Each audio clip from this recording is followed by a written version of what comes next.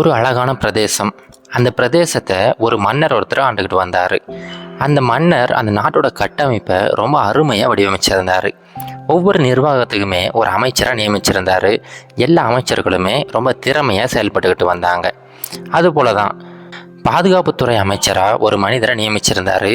அந்த மனிதரை தான் அந்த நாட்டிலே ரொம்ப முக்கியத்துவம் வாய்ந்த ஒரு பதவியில் இருந்தார். அவருக்கு கீழே பார்த்தீங்கன்னா இந்த காலாட்படை, குதிரைப்படை, யானைப்படை, வில் வீரர்கள் அப்படின்னு சொல்லிட்டு எல்லா வகையான படை வீரர்களும் அவருக்கு கீழே தான் வருவாங்க. இவர் பலவிதமான ராஜதந்திரங்களை கரைச்சி குடிச்சு வச்சுருந்தார்.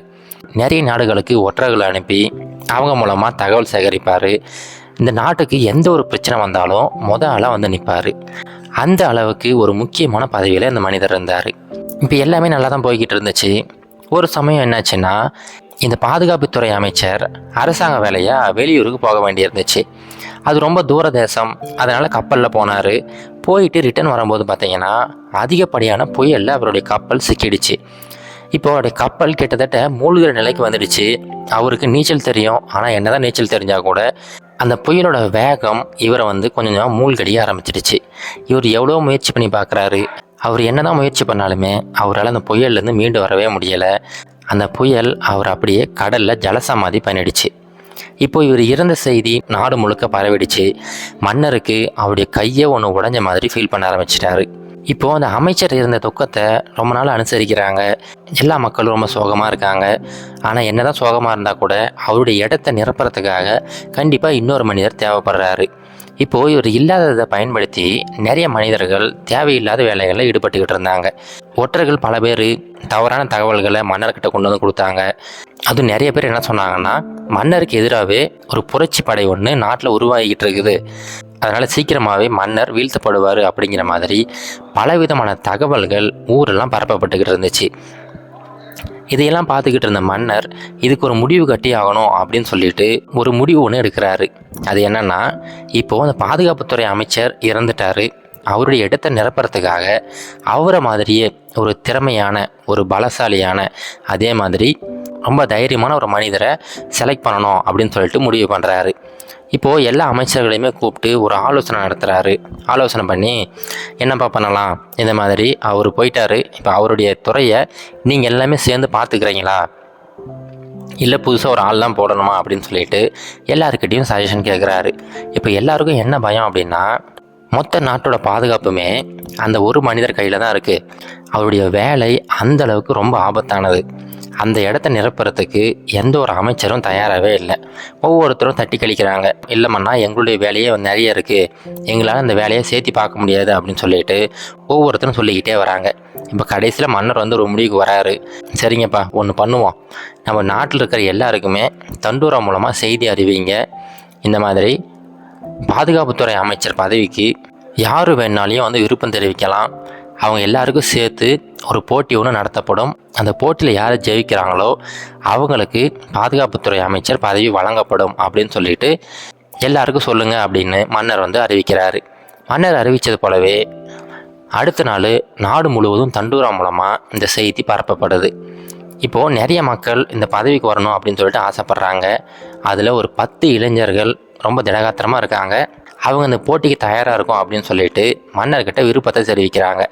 இப்போ 10 பேர்கிட்டமே ஒரு குறிப்பிட்ட நாள் ஒன்று சொல்கிறாங்க. அந்த குறிப்பிட்ட நாளில் நாட்டோட ஒரு பகுதிக்கு நீங்கள் எல்லோரும் வந்துடுங்க. எல்லா நாட்டு மக்களும் வந்துடுவாங்க. எல்லாரும் முன்னிலையிலையும் அந்த போட்டி நடத்தப்படும்.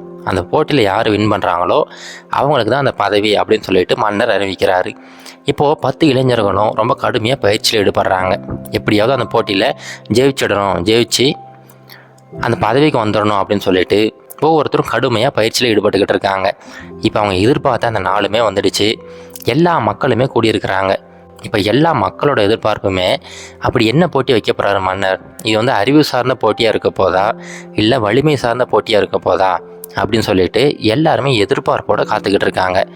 இப்போ அந்த 10 இளைஞர்களும் பொறுமையாக வெயிட் பண்ணிக்கிட்டு இருக்காங்க. மன்னர் அங்கே வராரு. இப்போ எல்லார் முன்னிலையிலையும் அந்த போட்டி நடக்கிற இடத்த அறிமுகப்படுத்துகிறாரு. அந்த இடம் பார்த்தீங்கன்னா ஒரு பெரிய ஏரி மாதிரி இருக்குது. அந்த ஏரியில் நூற்றுக்கணக்கான முதலைகள் இருக்குது, நூற்றுக்கணக்கான விஷப்பாம்புகள், ஜந்துக்கள் அப்படின்னு சொல்லிட்டு ஏகப்பட்ட விஷ ஜந்துக்களை அந்த ஏரியில் நிரப்பி வச்சிருக்கிறாங்க. அது எல்லாம் பார்க்கும்போது அவ்வளோ பயங்கரமாக இருக்குது. இப்போ மன்னர் என்ன சொல்கிறாருன்னா, இங்கே பாருங்கப்பா, உங்களுக்கு ஒரே ஒரு சின்ன போட்டி தான், அது ஒன்றும் இல்லை. இந்த ஏரியில் என்னென்ன இருக்குது அப்படின்னு சொல்லிட்டு உங்களுக்கு ஆல்ரெடி தெரியும். நிறைய முதலைகள் இருக்குது, நிறைய விஷப்பாம்புகள் இருக்குது. விஷப்பாம்புகள் மட்டும் இல்லை, இன்னும் நிறைய விஷ ஜந்துக்கள் எல்லாமே அந்த ஏரியில் இருக்குது. நீங்கள் என்ன பண்ணணும் அப்படின்னா, இந்த கரையிலேருந்து அந்த கரைக்கு அப்படியே நீந்திக்கிட்டே போயிட்டு அக்கறையில் எழுந்து வரணும். யார் உயிரோட அக்கறையிலேருந்து எழுந்து வராங்களோ அவங்களுக்கு அமைச்சர் பதவி உடனே வழங்கப்படும் அப்படின்னு சொல்லிட்டு சொல்கிறாரு. இந்த போட்டி ரொம்ப வினோதமாக இருக்குது. யாருமே இந்த போட்டியை எதிர்பார்க்கவே இல்லை. இப்போ எல்லார் மனசுலையும் தோன்றது ஒன்று தான், யார் அந்த ஏரியில் காலை வச்சாலுமே கண்டிப்பாக அவங்க இறந்து போயிடுவாங்க. இப்படி இருக்கிற சூழ்நிலையில் மன்னர் எதுக்கு இந்த மாதிரி போட்டி வைக்கிறாரு அப்படின்னு சொல்லிட்டு எல்லாரும் ஒரு மாதிரி பேச ஆரம்பிச்சிட்டாங்க. இப்போ அந்த இளைஞர்களை திரும்பி பார்த்தா 10 இளைஞர்களில் வெறும் 5 பேர் தான் அங்கே இருக்காங்க. 5 பேர் பயந்து ஓடிட்டாங்க. இப்போ மீதி இருக்கிற 5 பேருமே, என்னப்பா நீங்கள் போட்டிக்கு தயாரா அப்படின்னு சொல்லிட்டு மன்னர் கேட்குறாரு.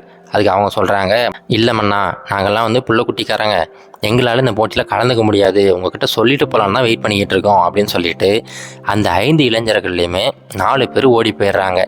இப்போ கடைசியாக ஒரு இளைஞர் மட்டும் என்னவோ யோசனையில் அப்படியே நின்றுக்கிட்டு இருக்கிறாரு. இப்போ மன்னருக்கு மனசை விட்டுடுச்சு. அவர் ராணிக்கிட்ட அப்படியே பேசிக்கிட்டு இருக்கிறாரு. என்னது இது இப்படி ஆயிடுச்சு, இந்த போட்டியில் யாருமே கலந்துக்க மாட்டாங்க போலையா அப்படிங்கிற மாதிரி அவர் பேசிக்கிட்டு இருக்கிறாரு.